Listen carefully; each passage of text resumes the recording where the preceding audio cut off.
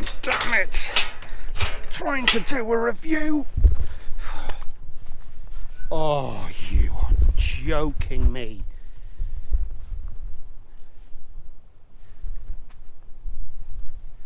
Fuck. Okay, so here we are finally for my top 10 of 2019. I think I've managed to milk this sort of top albums list of the decade, etc, etc.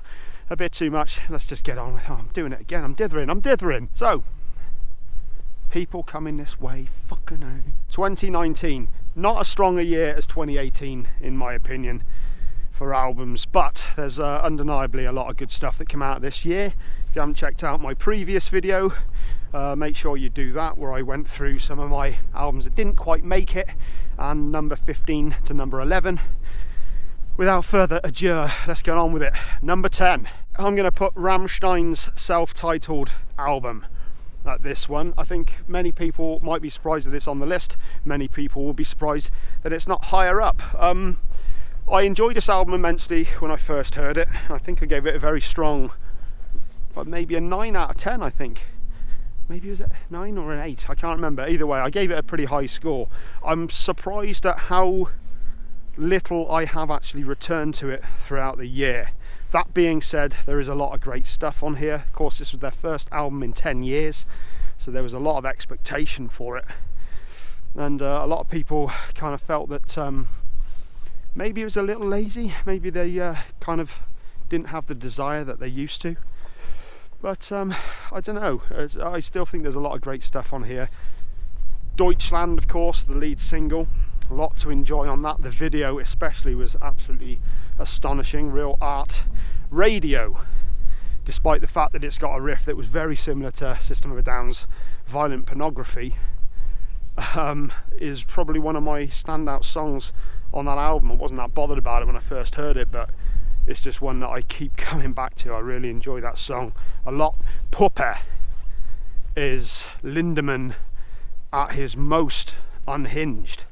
That was a real joy hearing that song. That was really something different from the band, it felt like. Even had some like black metal style tremolo picking on that song, which was a nice little something different from the band. Still, Rammstein is Rammstein, and there was a lot of great stuff on this album. Not strong enough to make it into the top 5, but still good enough for the top 10, but only just. Number 9, I'm going to put Slipknot with We Are Not Your Kind.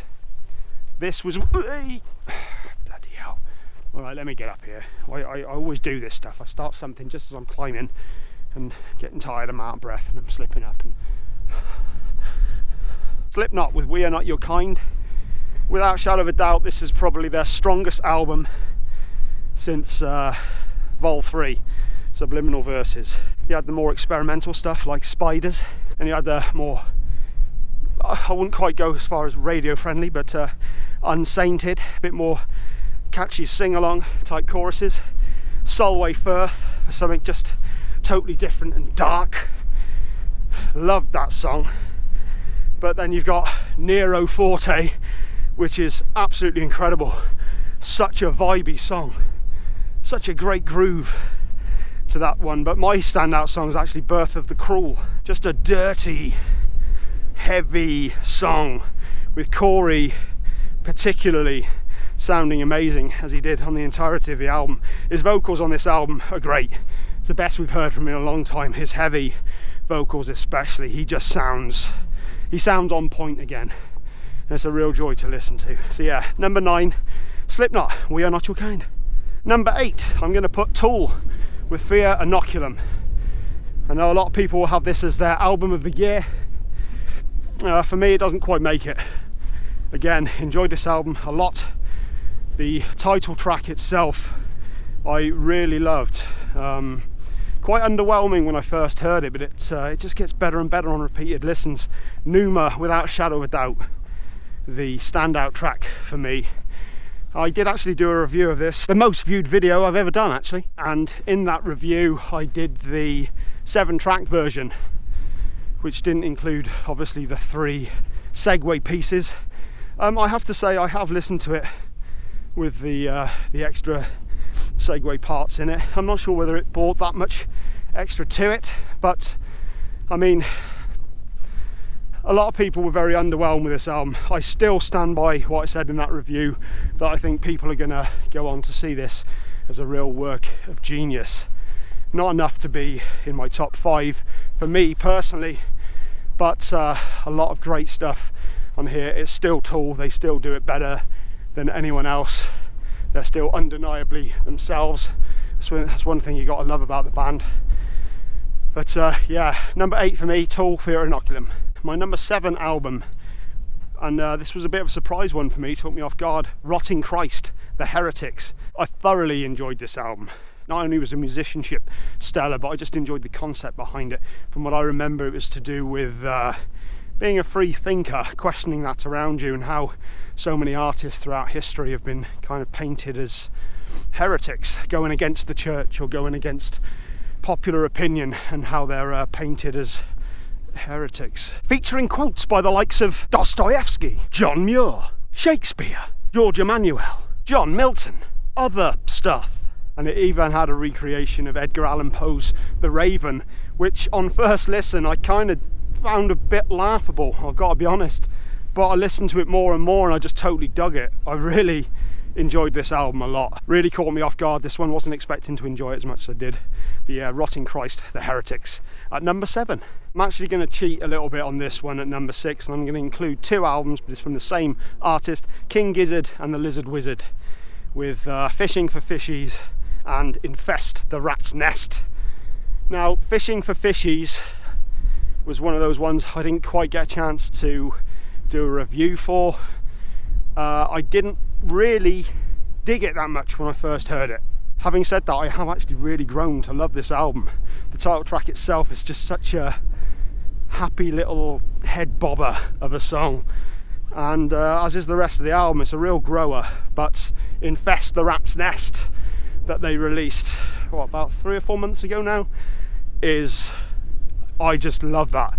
It's their thrash inspired album. They're one of those bands who they kind of do whatever genre that they see fit at any given time. They don't give a fuck.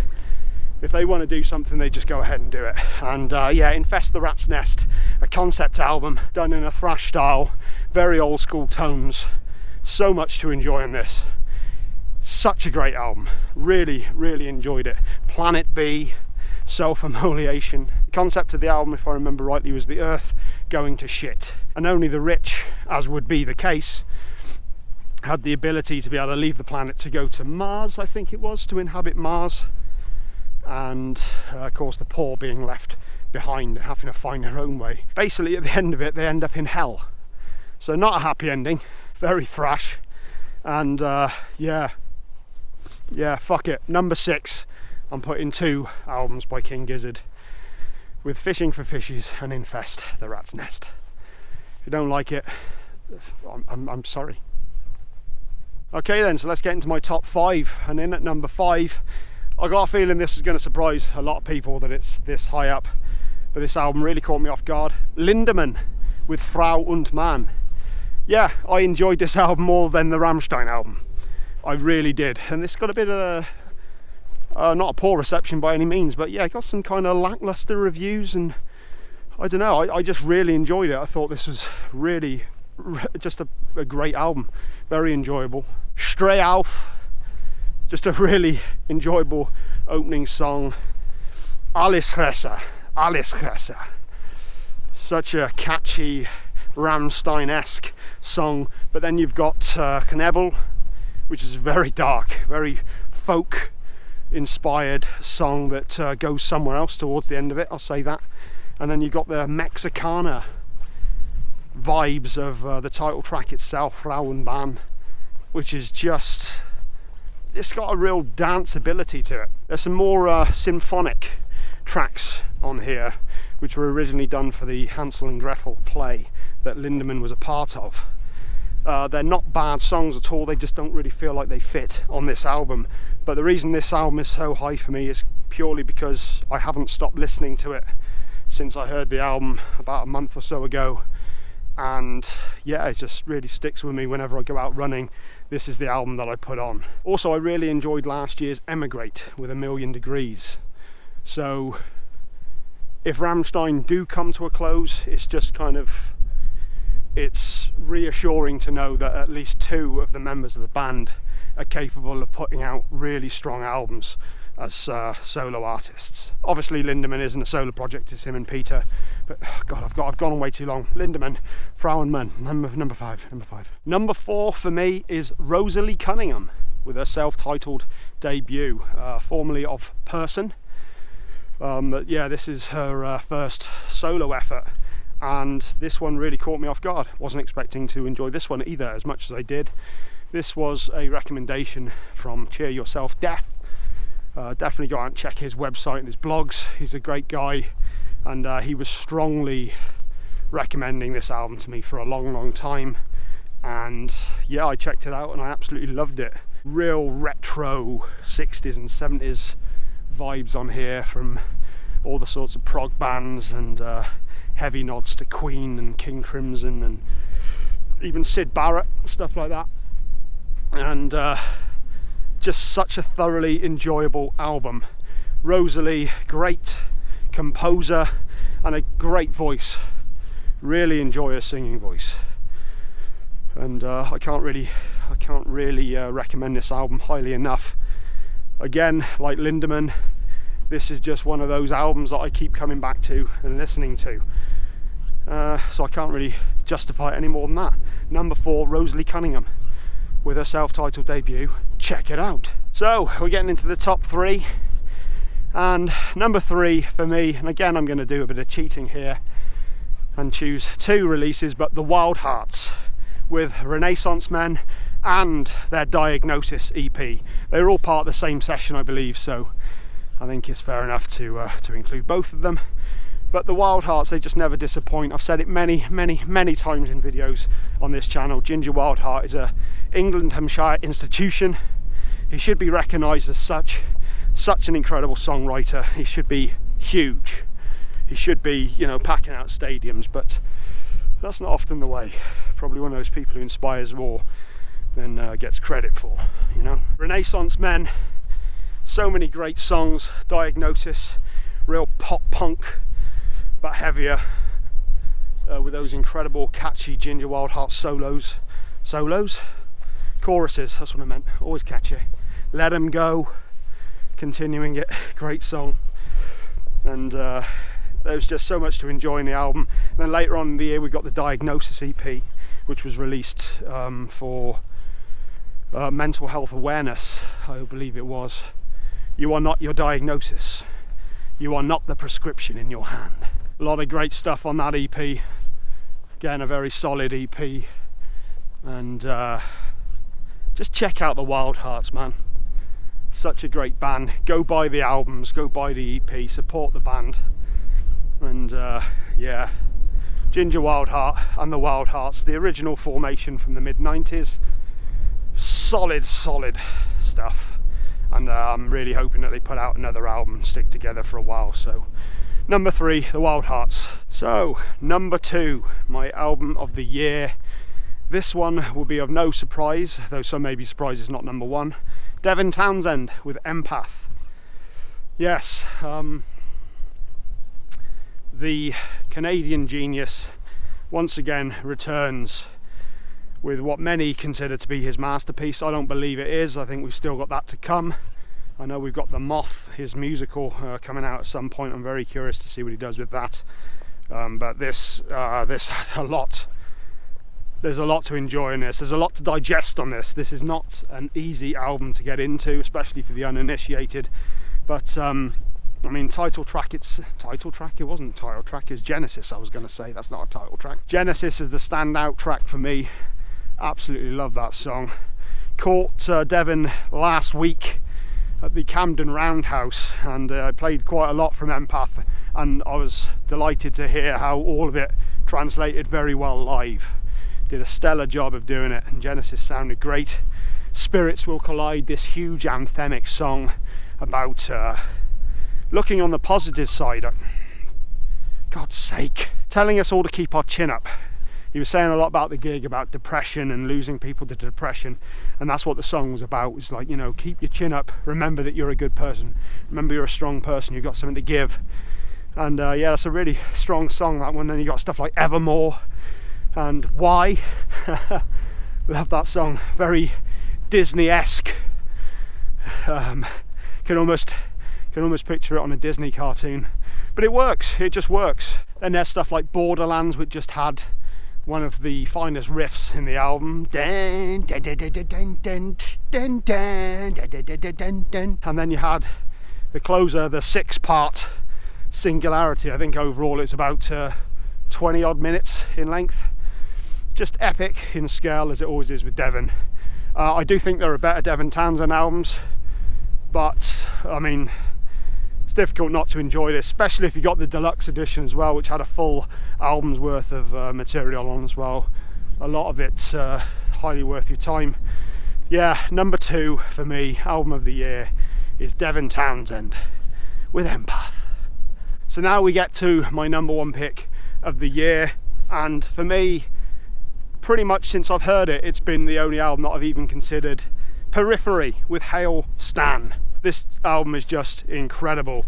You've got the 16-minute opener, Reptiles. Is it Reptiles or Reptile? It was Reptile, it was not plural. I do apologise. Yeah, 16-minute prog masterpiece, Reptile, which goes into the out-and-out heaviness. I'm playing a song, copyright infringement. God damn it! Trying to do a review. Oh, you are joking me.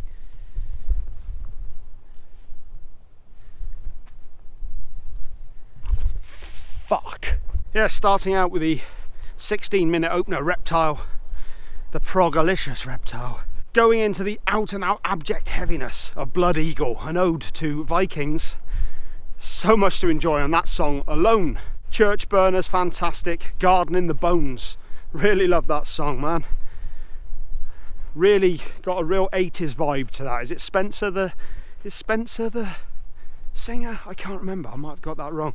Either way, the vocalist is just such a versatile vocalist, and the musicianship on display is just amazing from start to finish. The production is just perfectly done. An album closer, Satellites, it's just a beautiful song as well. It's just genuinely a fantastic album from beginning to end. It just works on so many levels for me, and that is why it is my album of the year. I've probably not done the album justice, but I did just drop my fucking phone in mud, probably shit, which has put me off guard a little, off kilter, thrown me off kilter. Album of the year, Periphery, Hail Stan. Brilliant. So that was that. 2019. Not as strong a year as 2018 in my opinion, but still some fantastic albums. And yes, Hail Stan, Empath, new Rammstein, Slipknot, Tool, you know, others. I'll probably be back in a week or so. I'm actually moving in the first week of January, which is always a fun time to move. So a lot going on for that first week, but I want to get back into things strong next year and get some more videos out. As any of you watched a recent video I did on the future of the channel, I do want to do a few different things. I would like to do some movie reviews, and I'd like to do some stuff on H.P. Lovecraft, because he's a huge influence of mine, and whether you know about him or not, if you do know about him, you'll certainly know about his connections with heavy music, and if you don't, you'll probably learn something. But yeah, definitely somebody who has infiltrated culture. God, I'm rambling. I'm in very real danger of going on. I think I'm going to leave it now. That was it. Top 10 2019 done. I'll see you in a bit. Whatever.